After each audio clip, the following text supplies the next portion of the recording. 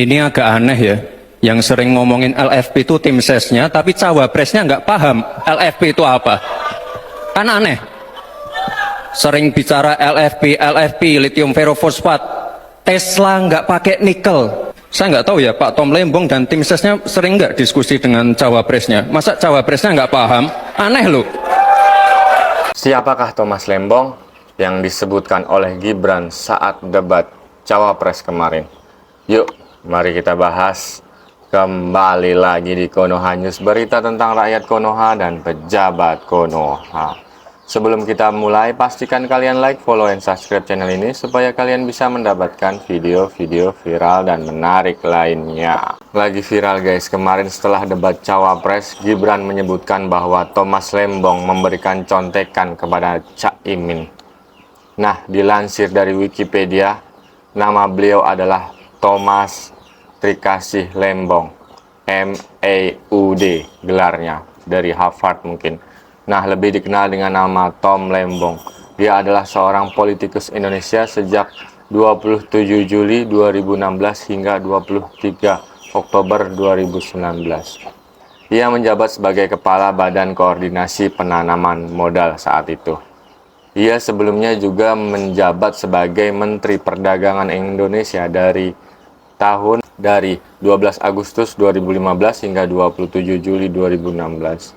Nah, dan pada saat berada di forum internasional, Jokowi ditanya, tapi malah yang jawab Pak Lembong.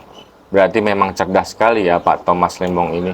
Yuk mari kita simak videonya guys. Thank you and terima kasih banyak Pak. Selamat datang di Amerika. We're very happy you're with us. Thank you very much.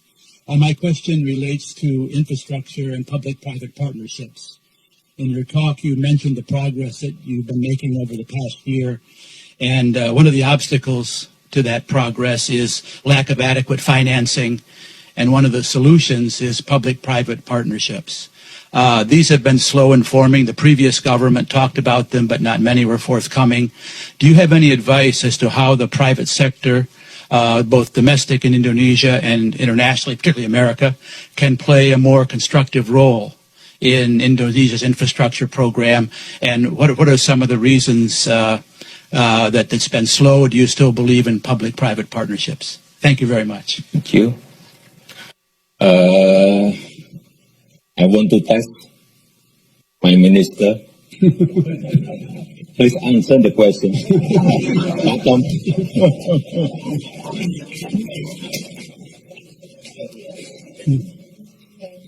But don't speak longer than my speech.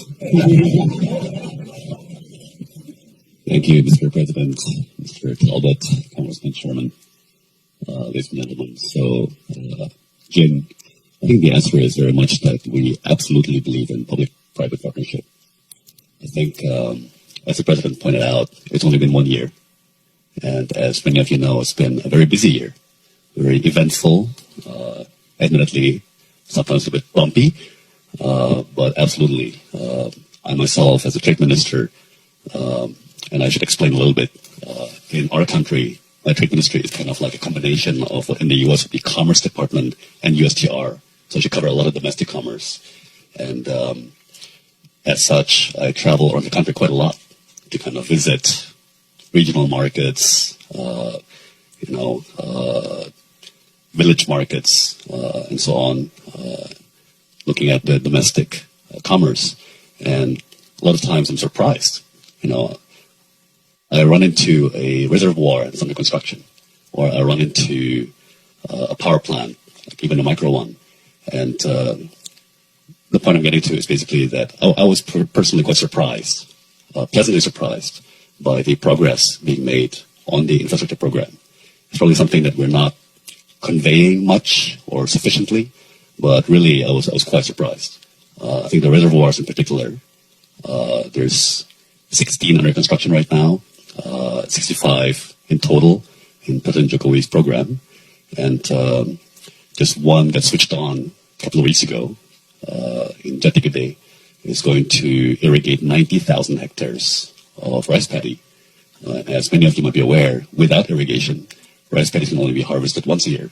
With irrigation, it can be harvested twice a year, right? So And another one in West Java also, like the Jati Gede, was under construction from Korean contractors.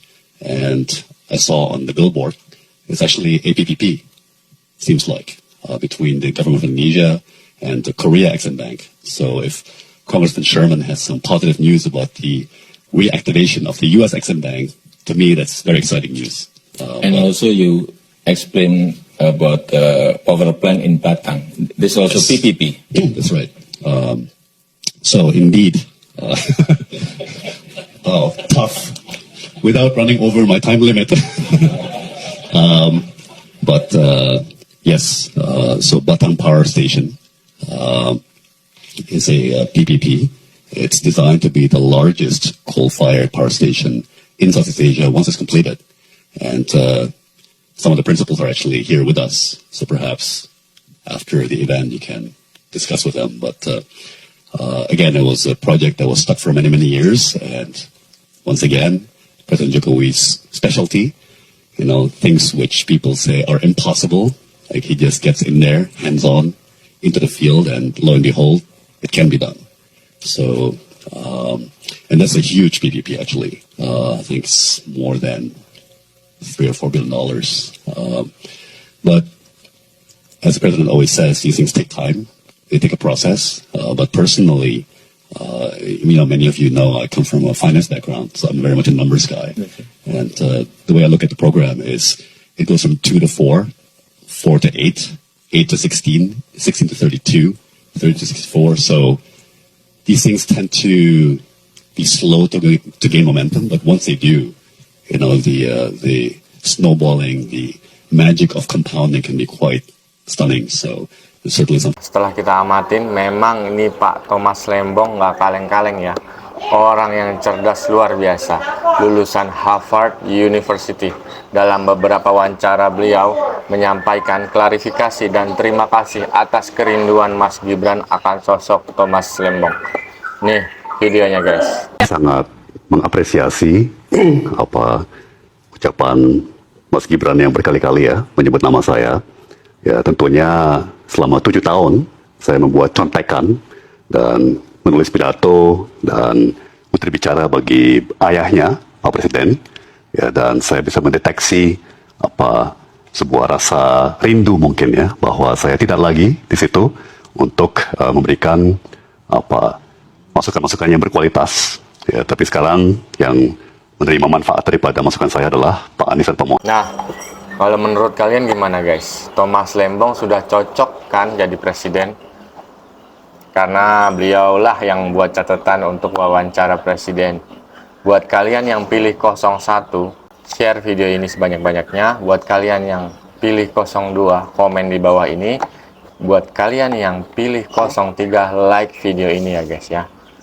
Pastikan kalian like, follow, and subscribe channel ini. Sampai jumpa di video viral menarik lainnya. Assalamualaikum warahmatullahi wabarakatuh. Bye-bye.